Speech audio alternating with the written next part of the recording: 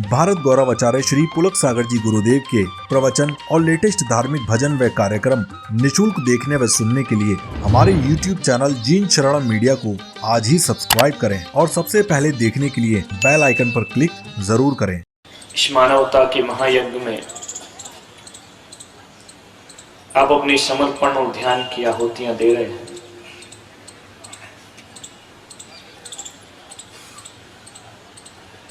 और ये मान करके चलिए कि इस दुनिया में कुछ भी व्यर्थ नहीं होता है। लोगों ने हमसे कहा कि साधु संत इतने प्रवचन करते हैं फिर देश सुधरता क्यों नहीं है। मैंने कहा कि एक चौकीदार रात भर चिल्लाता है जागते रहो जागते रहो जागते रहो, फिर भी लोग जागते क्यों नहीं है। जो जागता है वो चोरी होने से बच जाता है और जो सोता है उसके घर चोरी हो जाती है। चौकीदार का काम आवाज लगाना है।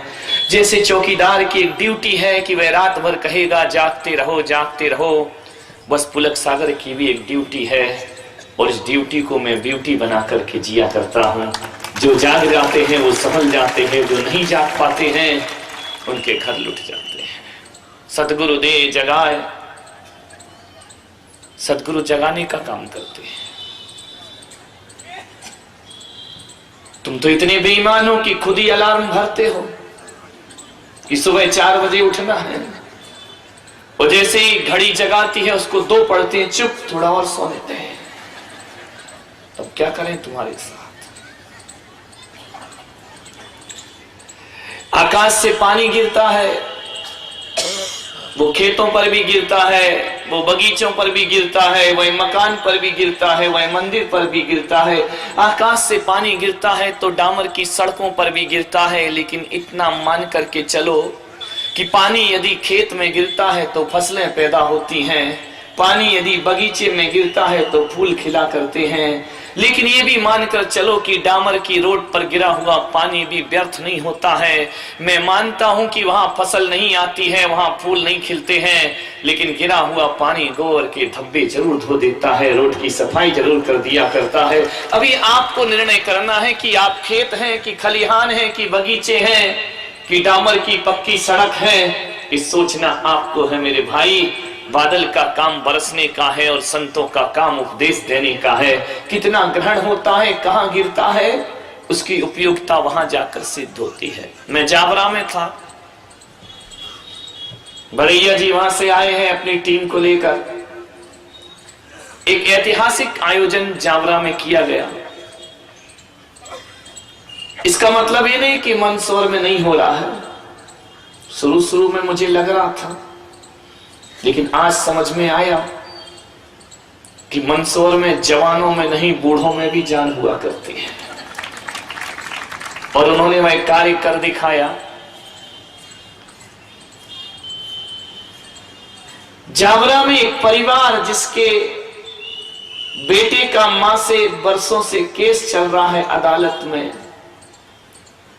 लेकिन जब उसने मेरे प्रवचन सुने, उसने जाकर माँ बाप के पैर छुए और कहा कि अब कोई केस अदालत में नहीं चलेगा, बहुत अलग रह चुके, अब साथ साथ जीवन बिताएंगे। ये परिवर्तन है, भावनाएं बदलती हैं।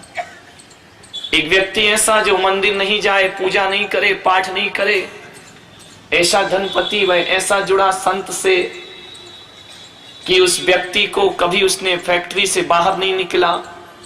लेकिन जब से मेरा प्रवास जावरा में हुआ, सुबह शाम तीनों टाइम मेरे साथ उसने वक्त गुजारा। मान्यवर, विश्वास के साथ एक सम्मा जलाए रखिए और सुबह जरूर होगी, माहौल बनाए रखिए। एक बूढ़ा था,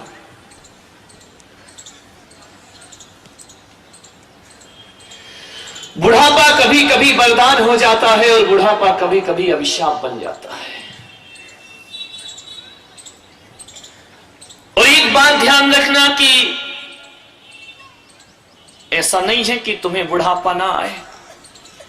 हाँ, दुर्घटना के शिकार हो गए तो जवानी में ही चले जाओगे, लेकिन यदि पूरी आयु जी है तो बचपन भी आएगा, जवानी भी आएगी, और मरने से पहले बुढ़ापा भी आएगा। और ये बात भी ध्यान रखना कि बचपन के बाद जवानी आती है, जवानी के बाद बुढ़ापा आता है, और बुढ़ापे के बाद कुछ नहीं आता, फिर आदमी दुनिया से जाता है। उसके बाद कुछ नहीं है बुढ़ापे के बाद, फिर आने का इंतजार मत करना, फिर चलने की तैयारी करना।